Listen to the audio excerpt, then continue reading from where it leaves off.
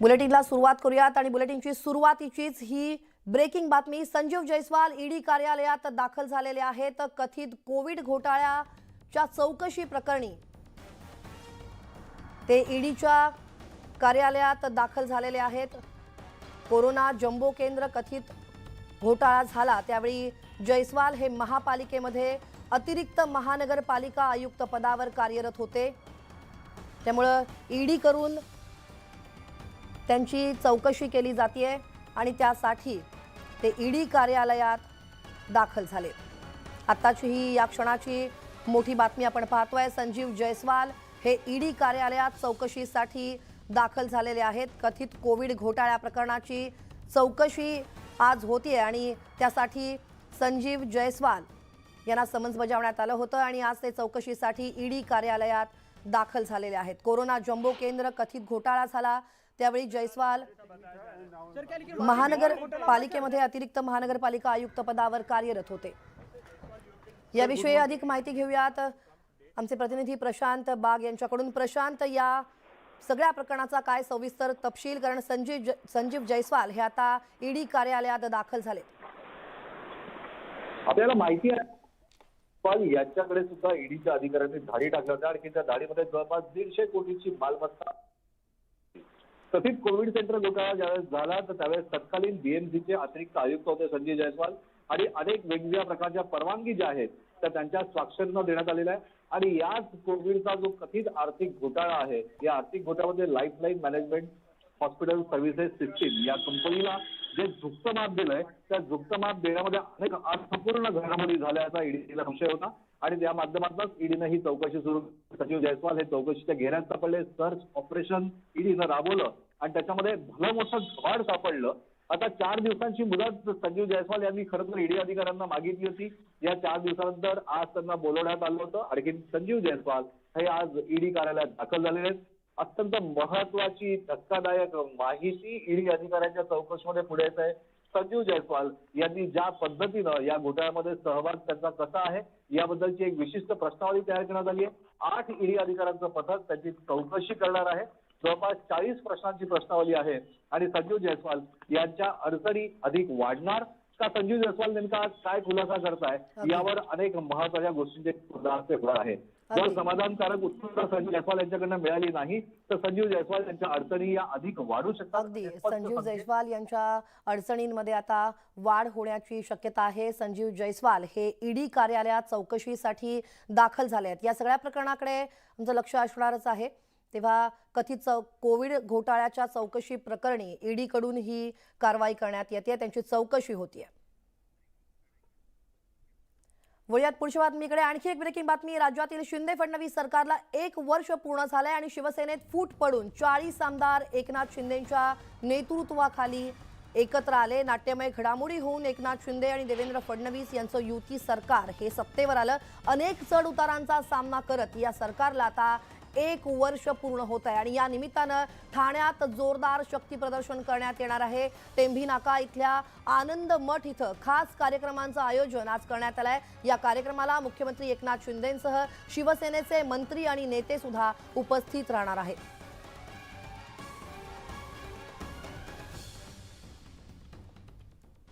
मी तेच म्हणतोय ना, पाठीत खंजीर कोणी कोणाच्या खुपसला। शिवसेना भाजप म्हणून निवडून आलो आणि काँग्रेस राष्ट्रवादीबरोबर आघाडी केली। कोणी कोणाच्या पाठीत खंजीर खुपसला। मतदान लोकांकडे आम्ही शिवसेना भाजप म्हणून मतदान मागितलं आणि खुर्ची करता काँग्रेस राष्ट्रवादी बरोबर गेलो। कोणी कोणाच्या पाठीत खंजीर खुपसला। हिंदुत्वाचा विचार, हिंदुत्वाची तत्व ही आमच्या पक्षाची तत्व होती, परंतु सत्तेकरता आम्ही बाळासाहेबांना हिंदू हृदय सम्राट शिवसेना प्रमुख बाळासाहेब ठाकरे न बोलता वंदनीय बोलायला लागलो। कुणी कुणाच्या पाठीत खंजीर खुपसला हे सर्व ज्ञात आहे। आरोप केला गेला तो म्हणजे आज शरद पवार यांनी देखील आकडेवारी मांडली। यामध्ये मुंबईसह पुण्यासह ठाण्यामध्ये मुली बेपत्ता होत आहेत, त्या हरवल्या आहेत। दुसरीकडे संजय राऊत यांनी देखील सांगितलं की मुली या सुरक्षित नाही आहेत या सरकारच्या काळामध्ये। कोणी बोलावं? संजय राऊतांनी? मुली सुरक्षित नाही आहेत। स्वप्ना पाटकर हा विषय तुम्हाला माहिती आहे, जा गुगलवर जा, स्वप्ना पाटकर आहे, तुम्ही लिंक ओपन करा, तुम्हाला कळेल। संजय राऊत यांच्या संदर्भात त्यांची वागणूक, त्यांची बोलण्याची पद्धत आणि त्यांनी कशा पद्धतीने छळवणूक केलेली आहे हे तुम्हाला कळेल. त्यामुळे संजय राऊत साहेब, इतिहास आम्हाला बोलायला लावू नका. त्याचे आरोप करताना विचार करून करा. आणि गृह खातं सक्षम आहे हे जे काही महाराष्ट्रात कायदा आणि सुव्यवस्थेचा जो प्रश्न आहे तो हाताळण्याकरता गृह खातं आमचे माननीय गृहमंत्री देवेंद्र फडणवीस साहेब सक्षम आहेत. त्यामुळे तुम्ही त्याची काळजी करू नका. पवार साहेब, तुम्ही तर बोलूच नका हो. या राष्ट्रवादीची जर यादी आपण पाहिली, आमदार, खासदार, तुमचे पदाधिकारी आणि त्यांचं संपूर्ण गोष्टी चारित्र तपासलं तर तुमच्या लक्षात येईल की ही माणसं कोण आहेत, कशी आहेत. त्यामुळे आपल्याला बोलण्याचा अधिकार नाही आहे. सर, राहुल कनास देखील आता या ठिकाणी येणार आहे, कसं बघतात? पक्षप्रवेशाबद्दल नाराजी दिसून येते देखील. राहुल कनान काय, उरलेले सर्वच जण येणार आहेत. आज मुंबई महापालिकेला जवळजवळ 19 नगरसेवकांनी प्रवेश केला आतापर्यंत. बाकीचे प्रतीक्षेत आहेत. प्रवेशाची तारीख ठरायची आहे. त्यामुळे उरलेले आमदार आहेत त्यांच्यापैकी सुद्धा लोक येणार आहेत, खासदारांपैकी लोक येणार. शिल्लक सेनेमध्ये काही राहणार नाही. सहानुभूती एक वातावरण निर्माण करण्याचा प्रयत्न सुरू आहे. अहो, लोकांच्या प्रेताच्या टाळूवरचं लोणी खाणारी ही मंडळी आहेत. यांच्याबरोबर राहणार कोण राहणार नाही यांच्याबरोबर. बँड्रामध्ये राहुल कनाल हे आपल्या पक्षात प्रवेश करणार आहे. याची कुणकुण लागतात. त्यातल्या सर्व पदाधिकारी जे आहेत त्यांच्या जे पदं आहेत ती स्थगित केली गेलेली आहेत आणि लवकर त्यांची मिटिंग घेऊन नवीन पदं जाहीर केली जाईल असं देखील उभाटा गटाने स्पष्ट केलं. बांद्रा हा मातोश्री त्या ठिकाणी आहे, त्या परिसरामध्ये. आता राहुल कनान हे नाव तुम्ही ऐकलं असेल. आदित्य ठाकरे यांचं अतिशय निकटवर्तीय अशी त्यांची ओळख आहे. म्हणजे आदित्य ठाकरे आणि राहुल कनान याच्यामध्ये काही फरकच नाही. असा एक काळ होता, तुम्हाला सगळ्यांना माहिती आहे. आता ते सुद्धा त्यांना कंटाळलेत. का कंटाळलेत, आमच्याकडे का प्रवेश करणार आहेत याचा हा प्रश्न तुम्ही आदित्य ठाकरे यांना विचारला पाहिजे. उद्या मोर्चा आहे, त्या मोर्चामध्ये तुम्ही त्यांना विचारा की राहुल कनान म्हणजे आदित्य ठाकरे आणि म्हणजे आपण म्हणतो ना 63चा 36, पुढे 3 आणि पाठीमागे 6 असे 2 ह्या व्यक्ती. आता ते 63 होते, आता 36 का होत आहेत हे तुम्ही आदित्य ठाकरे यांना उद्या मोर्चामध्ये प्रश्न विचारा, आम्हाला विचारण्यापेक्षा. सर, अजून एक प्रश्न, मोर्चा उद्या निघणार आहे, तर या मोर्चाकडून आपल्याकडून काही प्रत्युत्तर देण्यात येणार आहे का मोर्चाला उद्याच्या? हे बघा, शिवसेना भाजपा युतीच्या तर्फे उद्या काही गोष्टी ठरतायत, काही आंदोलनं आहेत, कळेल तुम्हाला. थँक्यू.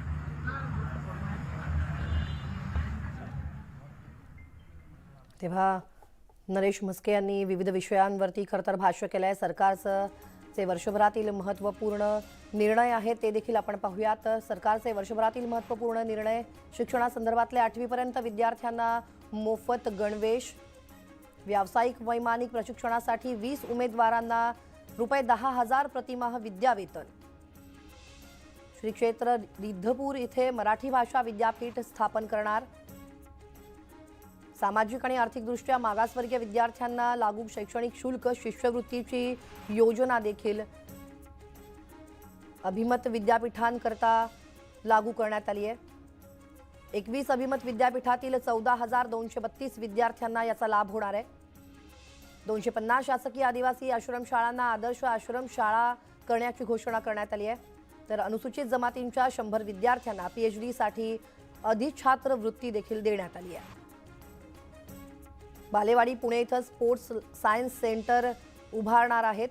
त्याचबरोबर सरकारनं हे महत्त्वपूर्ण वर्षभरातील निर्णय घेतले. छत्रपती संभाजीनगर इथं नवीन क्रीडा विद्यापीठाला 50 कोटी रुपये देण्यात आलेत. उद्योग क्षेत्रातले महत्त्वपूर्ण निर्णय पाहूयात. दावोस इथं महाराष्ट्रात 1,55,000 कोटींच्या गुंतवणुकीसाठी सामंजस्य करार करण्यात आलाय. राज्यात 70,000 कोटींच्या प्रकल्पांना मंत्रिमंडळ उपसमिती बैठकीत मान्यता देण्यात आली आहे. 55,000 रोजगार निर्माण केले जाणार आहेत. मुख्यमंत्री रोजगार निर्मितीतून 12,000हून अधिक उद्योगांना कर्ज मंजूर करण्यात येणार आहे. 1 लाखांहून अधिक युवकांच्या हातांना यामुळे काम मिळालंय. कृषी ऑटोमोबाईल उद्योग क्षेत्रातील उद्योजकांना उद्भवणाऱ्या समस्या संकल्प प्रकल्पाद्वारे केंद्राकडून आता सोडवले जातील. महाराष्ट्र उद्योग व्यापार आणि गुंतवणूक सुविधा केंद्र कायद्यामुळे उद्योगासाठी 119 सेवा सुलभ आणि अधिक वेगवान होणार आहेत. महाराष्ट्रात नाशिक, जळगाव, सांगली, अकोला, हिंगोली, रत्नागिरी, रायगड, भिवंडी, पुणे इथं लॉजिस्टिक पार्क उभारण्याची घोषणा करण्यात आली आहे. JSW कोकणामध्ये सुमारे 4200 कोटींची गुंतवणूक करणार आहे. पेण इथं 960 मेगावॅटचा PSP प्रकल्प आता होणार आहे.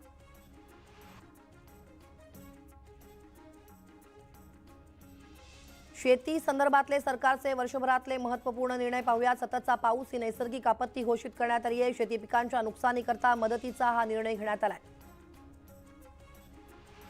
सततच्या पावसामुळे झालेल्या नुकसानीसाठी 755 कोटी 69 लाख रुपये निधी वितरित करण्यात आलाय. सोयाबीनवर शंखी गोगलगाईमुळे 5 जिल्ह्यात 0.73 लाख हे क्षेत्र बाधित, तर 98.58 कोटी इतका निधी देण्यात आलाय. नुकसानग्रस्त कांदा उत्पादकांसाठी 350 रुपये प्रति क्विंटल अर्थसहाय्य करण्यात आलंय. शेतकऱ्यांना बाजार समितीच्या निवडणुकांमध्ये थेट मतदान करता येणार आहे. राज्यात काजू फळपीक विकास योजना लागू होणार आहे. काजू बोर्डासाठी 200 कोटी रुपये मंजूर करण्यात आलेत. 5000 गावात जलयुक्त शिवार अभियान परत सुरू करण्यात आलेलं आहे. भूविकास बँकेचे कर्जदार 34,788 शेतकऱ्यांना 964.15 कोटींची कर्जमाफी देण्यात आली आहे. महात्मा ज्योतिराव फुले शेतकरी कर्जमुक्ती योजनेत 50,000 रुपये प्रोत्साहनपर रक्कम देण्यात आली आहे. 12.84 लाख शेतकऱ्यांच्या खात्यात 4,683 कोटी रुपयांचं वाटप करण्यात आलंय. गेल्या हंगामात सुमारे 200 साखर कारखान्यांनी गाळप घेतलेला आहे. शेतकऱ्यांना 42,650 कोटींची FRP अदा करण्यात आली आहे. आशिष शेलार बोलतायत, आपण थेट जाऊया. लोकांपर्यंत पद्धतीच्या मूलभूत आवश्यकतांच्या कामाला आता कुठे 250-300 दिवस सुरू झाले आहे आणि त्यामुळे ही जी कळ मुंबईकरांना सोसावी लागते त्याचं कारण भ्रष्ट व्यवस्था, भ्रष्ट कंत्राटदार आणि भ्रष्ट नेतृत्व महापालिकेतलं उद्धवजींच्या काळातलं आहे. राहुल कणांसारखा जो नेता आहे, जो नेता जो राहुल ठाकरे यांच्या जवळचा माणूस आहे, त्याच्यावरती आयटीची धाड पडली टाकली. आज आदित्य ठाकरेंच्या जवळचा आहे. आज त्यांच्या पक्षप्रवेश होतोय शिंदे गटामध्ये अशी माहिती कळते, म्हणजे शिवसेनेमध्ये. मला याची काय माहित नाही, पण असा कुठे नेता आहे असं माझ्या लक्षात नाही. शिंदे फडणवीस सरकारला 1 वर्ष पूर्ण झालंय. त्या राऊतांकडून या सगळ्या गोष्टींची खिल्ली उडवलेली आहे. महाराष्ट्राच्या पदोन्नतीला आज 1 वर्ष पूर्ण झालंय असं राऊतांनी वक्तव्य केलंय. कसं पाहताय? मला वाटतं संजय राऊत यांनी उडवलेली खिल्ली ही स्वपक्षाची आणि महाराष्ट्रातल्या जनतेला अपमानित करणारी आहे. त्यांनी जर शिंदे फडणवीस सरकारची खिल्ली उडवली तर त्याचा अर्थ सरळ सरळ महाराष्ट्रातील जनतेला उभाटा आणि संजय राऊत मूर्ख समजतात की काय, हा प्रश्न जनतेच्या मनात आहे. निवडणुका भाजप शिवसेना एकत्र लढली, जिंकली. जनतेचा कौल भाजप शिवसेनेलाच होता. जनतेच्या मनातलं सरकार भाजप शिवसेनेचंच होतं. ते सरकार स्थापन झालं याचा अर्थ जनतेच्या मनातलं सरकार स्थापन झालं. त्याची खुल्ली उडवणी म्हणजे जनतेला मूर्ख समजावून स्वतःचा टेंबा मिरवण्यासारखा आहे. आणि म्हणून स्वतःचा टेंबा त्यांनी कितीही मिरवला तरी कोंबडा आरवायचा काही थांबणार नाही, सूर्य यायचा काही थांबणार नाही. सूर्यावर थुंकणारे स्वतःच्या चेहऱ्यावरच थुंकी उडवून घेतील आणि संजय राऊत यांना ती वारंवार स्वतःच्या चेहऱ्यावर थुंकी उडवून घेण्याची सवय आहे. हे काही नवीन नाही. आपण या महापालिकेच्या कारभारावर यापूर्वी देखील यामिनी जाधव असो, यशवंत जाधव यांच्यावर देखील आपण टीका केली होती, प्रश्न उपस्थित केले होते. आज ते तुम्ही त्यांच्यासोबत सरकार स्थापन केलं ते शिवसेनेचं. मी त्यांच्या विषयातला प्रश्न त्यांना विचारा मागेही सांगितलं. आमचे प्रश्न व्यवस्थेला आजही तेच आहेत आणि त्या प्रश्नांना घेऊन आम्ही जनतेसमोर आहोत. त्यांनी का भूमिका बदलली हा प्रश्न त्यांना विचारलेला बरा. उद्या मोर्चा निघतोय, त्यामध्ये त्यांनी आज सामनामध्ये अग्रलेख लिहिलेला आहे की भाजप हटाव मुंबई बचाव, आणि हा मोर्चा कशासाठी असणार आहे याविषयी त्यांनी म्हटले. कसं पाहता त्यांच्या अग्रलेखाकडे आणि त्यांच्यावर टीका केली. नाही, अग्रलेख उद्याला सकाळी लहान पोरं वापरतील, याच्या पलीकडे काय नाही. एक नंतर बातमीपत्रात तुमचं पुन्हा एकदा स्वागत. पाहुयात पुढची बातमी. पेट्रोल पंपावरील कर्मचाऱ्यांसोबत झालेल्या किरकोळ वादातून दुचाकीवरती आलेल्या तिघांनी पेट्रोल पंपावरील मॅनेजरची धारधार चाकूनं वार करून निर्घृण हत्या केली आहे. ही धक्कादायक घटना गुरुवारी संध्याकाळी कोपरगाव तालुक्यातील गुरुराज HP पेट्रोल पंप इथं घडली आहे. चाकू हल्ल्यात मॅनेजरचा मृत्यू झालाय तर एक कर्मचारी गंभीर जखमी झालाय. घटनेनंतर तिघेही हल्लेखोर हे बाईकवरून पसार झालेत. पेट्रोल पंपवर बाईकवरून आलेल्या 3 तरुणांची किरकोळ कारणावरून पंपाच्या कर्मचाऱ्यांशी बाचाबाची झाली आणि यानंतर मध्ये पडलेल्या मॅनेजरवर आरोपींपैकी एकानं रागातून चाकू काढत हल्ला चढवला. दरम्यान पोलिसांनी या प्रकरणी 2 आरोपींना ताब्यात घेतलंय.